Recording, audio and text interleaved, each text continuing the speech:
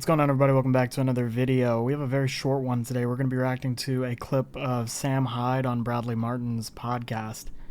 I wanted to react to this just because, again, I've been kind of going in on these far-right figures, just kind of exposing how unserious they are. And perhaps no one is more emblematic of the unseriousness of the far-right than Sam Hyde. He's like a failed comedian who's held up on the far-right as just being a remarkably funny and original thinker, or comedian rather. And I guess now he is weighing in on political matters, ranging from the historical to the anthropological, as you'll see in this clip, all the way to the geopolitical. I mean, this guy, man, his range of expertise knows no bounds. Yeah, without further ado, we'll get into the clip. Before we get into it, though, I just want to say, like, it is so strange to me how pervasive politics has become, such that you get these like monkey brains like Bradley Martin entertaining these kinds of conversations. Like, what person views him as serious enough to have these conversations? What is his background vis-a-vis any of these topics? It's non-existent. And I think that the pervasiveness of politics, it's not like a good thing, frankly. Like, it's not like, this is some democratic, phenomenon. We're getting a bunch of grassroots action, or we're just getting a bunch of like airheads giving their half-baked opinion on things that they know nothing about. And it's just poisoning public discourse and cheapening it. And, nowhere is that more visible than on the right. The right's level of discourse is just in the sewer. But, yeah, without further ado, let's start this clip. What do you think the point of it is, though? Like, of your overarching idea of like the white genocide in this. I think that white people resist tyranny when they have racial cohesion, when they have early Americans. I think there's a thread of like anti-government, anti-authoritarian, like pro-freedom of speech. I think white people tend to be the most outspoken for stuff like freedom of speech, and that's why they got to be one reason why they got to go. So there's just so much there. It's just so much to get into. What is the underlying presupposition? The underlying presupposition is that there's an orchestrated mission to eradicate the white population. That is just nonsensical on so many levels. And even thinking about the basic prerequisites for that kind of strategy to be unfolding, what would need to be the case for a group of people to be orchestrating the genocide of white people covertly, in such a way as to evade the understandings of most people for, when did they say this began? 1965 with, some of those big immigration reforms. Just, I guess we would have to have complete power over the events that happen in the world. And when I say we, I mean like the elites. Whoever those elites are, it's presumably some group smaller than the demos. It's some small group of people who are controlling literally everything. They have control over, not only the events that they plan, but even the unplanned events. Because if there is this element of what Machiavelli called fortuna, well, then that would just completely disrupt their plans. But so that can't exist. So things in their world, people like Sam Hyde, they must be controllable. That already is just nonsensical. The idea that the world is controllable, it's prima facie absurd. And it's enough to reject most of these conspiracy theories that require the coordination of some small group of people across space and time. Across space and time. I think I said across. I don't know. Across space and time. And so, number one, just the presuppositions underlying the idea that there could be some orchestrated mission to eradicate white people is itself inanity. It's nonsense. That's one. Two, I don't know where he's getting this notion that, white people are uniquely and inherently anti-authoritarian. Last I checked, the totalitarian regimes of the 20th century were mostly white. The USSR, Nazi Germany. I don't think that these were, I could be wrong. I don't think that they were black nations. But again, my history isn't the strongest. So if I'm wrong, you can correct me in the comments. Not only that, but the monarchical government that we separated from, I'm pretty sure, the Americans, I'm pretty sure that was another white nation, unless Britain also was non-white. And so why are we selectively choosing one nation that resisted tyranny and instantiated freedom of speech laws and saying, because that one's white people have this innate conception of anti-tyranny, freedom of speech, when the very nation that was opposing these ideas was white? It just doesn't make any sense. It's illogical. So that's one. Two, the idea that they were completely anti-tyranny is itself nonsense, because, well, really, what is tyranny to these people? It's like big government is essentially what it is, because freedom of speech, they sort of exist in this complex of ideas, limited government, freedom of speech, you could say markets and stuff like that, but I don't think these guys care as much about that. But that's traditionally what's existed in that, you could call it a homeostatic property cluster. And the reality is there were factions that disagreed with this even in the founding. In fact, most of the founders were for, a lot of the prominent founders, I should say, were for big government. They were skeptical of democracy, which is itself this sort of bottom-up structure that Sam Hyde thinks is inherent to white people. What is democracy? Democracy is rule by the people. It's a bottom-up system of power.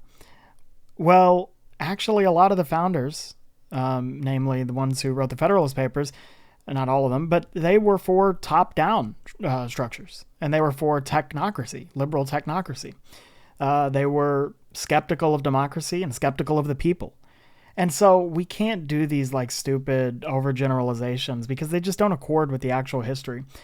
But, this guy doesn't know about the history. He's sitting here with his untucked shirt, his like untied combat boots, his untrimmed facial hair, his receding hairline, and his, what are those glasses? Like, this is purposeful. This look is purposeful, and I don't know exactly what he's trying to get across, but I don't like it.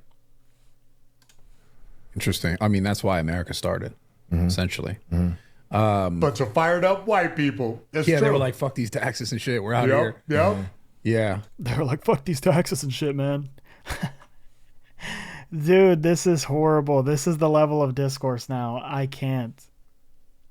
So how long have you been how long has this been a part of something that you think about or that you are interested in? I mean, over 10 years. This is why our first show got canceled, is because I wouldn't shut my mouth about this type of stuff. It got canceled on which platform? Adult Swim. Oh, it was canceled from a network. Yeah. Huh. Yeah. So you had a show and on other content you were talking about it, and then they canceled the show. Yeah, we did this show. We had one sketch. It was a music video called Jews Rock. Yeah. And the only lyrics were Jews Rock. And they saw this. They saw like our... We had at the time we had a subreddit which was thank you, bro. It wasn't outwardly super racist, but it was just like a free speech anything goes type subreddit where just people are talking. Right. What was the subreddit? It was our $1 Million Extreme subreddit. Okay. And they told us if you shut your subreddit down, there's a chance we'll let you stay on the air. And who is this guy? This guy in the middle who's like forced to hold his mic. He's not saying anything, not contributing. Like, what is this? Knew as soon as you start apologizing for anything, it just makes you. They want you more and more powerless, and they want you to like be a lapdog, basically. So the contention was that it was anti-Semitic, because this is what I heard about you. And is this guy's voice like? Is he faking that or what? That is like really obnoxious and annoying. That's the only thing I heard was that. This guy's anti-Semitic. So that was part of it. Are you or are you not? I am. Yeah. Oh, you're anti-Jew. Yeah. Oh, okay. So this is a bold statement. Not. You're anti. Yeah, it's not a bold statement in 2025.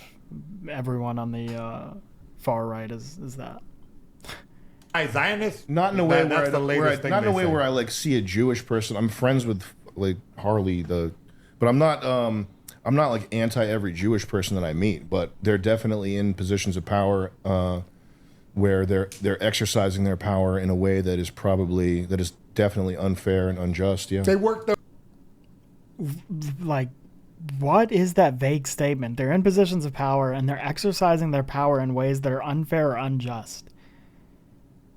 What, like, can you can you give an example? Like, even if you take the position, which I'm not like, I don't really have strong positions on a lot of the geopolitical conflicts that are going on right now in the Middle East. Just being frank about that. I mean, I'm more into political philosophy and theory and I guess domestic politics. But, even if you do take the position that sort of Israel is in the wrong, whether they're in the wrong for their actions vis-a-vis Palestine or whether they're in the wrong for, targeting Iran preemptively, how does that relate to Jewish Americans and the exercise of their power domestically? It's just unclear. And I don't think he can draw that connection. I think these people, again, it's sort of like the race realist argument. They take these propositions as just innately and obviously true, but they never want to do the legwork to justify them or to connect them in any way beyond just vaguely referencing some idea that they heard from someone else who's actually smart and who actually can, generate a thought.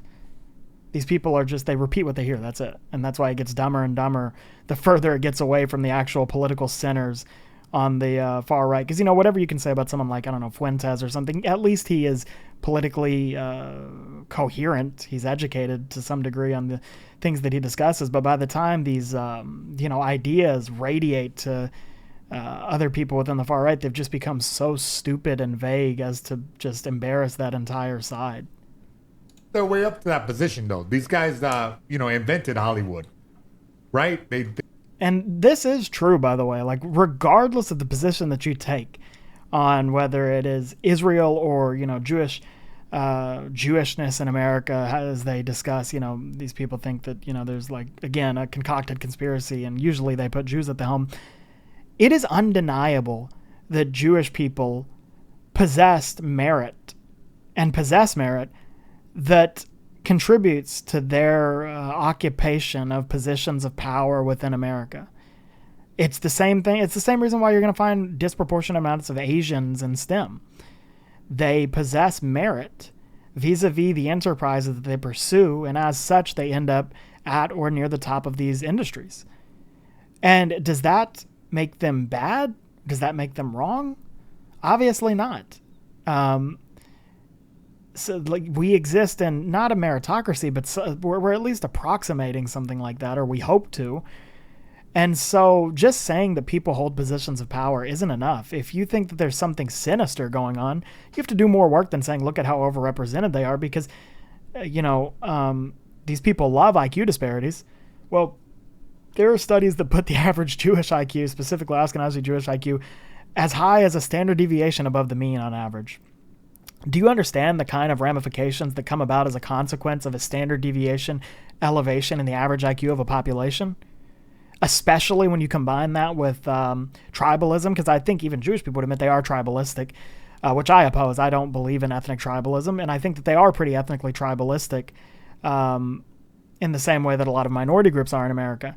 And it's understandable they are that way because of, they feel that there's always a chance of persecution, and that's not without historical precedent. Similarly, Black Americans exhibit tribalism as a result of these sort of historical wrongdoings. That is a good way to get a people to collectivize, is to have some shared conception of a past trauma.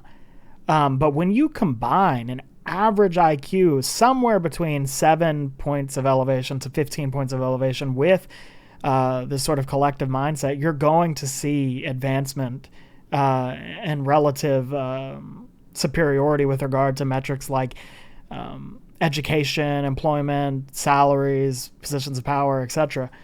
That you don't need some mystical or mythical explanation that surrounds them as a people, or nefarious explanation.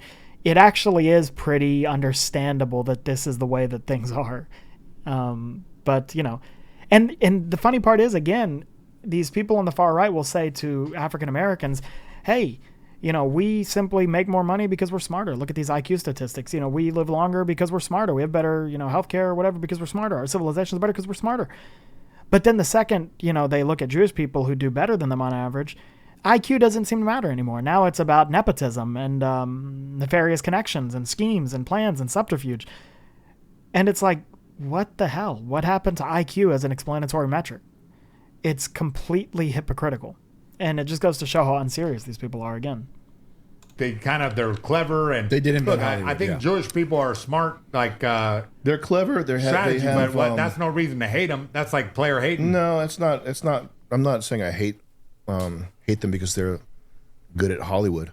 No, but what do you hate them for then? Well, they're sort of at the upper echelon. Is it echelon or echelon? Echelon. Echelon. They're at the upper echelon of academia, finance, politics in this country. So shouldn't. Okay, now you're just repeating yourself. He literally just said, "Oh, I don't hate them because they run whatever that they're at the top of Hollywood. I hate them because they're at the top of," and then he just lists other industries and fields. So it is that they're successful. That is why you don't like them. So what the hell are you talking about? White people earn that the way they did? I mean, if you want to live in La La Land, sure, but if but it's like a meritocracy. They should be at the top. They should be at the top of those industries in Israel. But you believe in meritocracy? Why? America is not built around a race, and it hasn't been. I talked about this in my video the other day. Sorry, where I was reacting to, who was that? I cannot remember who I was reacting to who made that claim that surrounded the 1790 Naturalization Act. Oh, it was like Nick Land and Richard Spencer.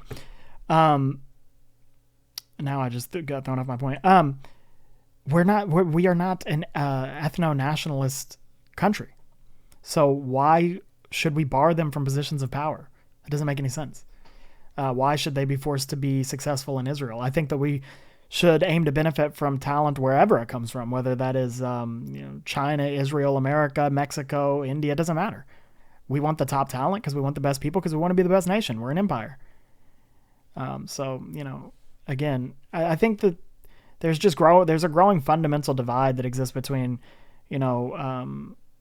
most people and then these people on the far right who have this conception of America as like, they want us to be like some small isolationist nation that instantiates protectionist economic policies and protects the native people. And like, that is not America. And we haven't been that way for a very, very long time. And if you want that, why don't you go live in like a European nation state?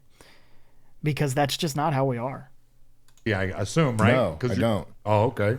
So then and if you didn't hear, he just said he doesn't believe in a meritocracy. So, I mean, again, I don't even know what to say to this guy.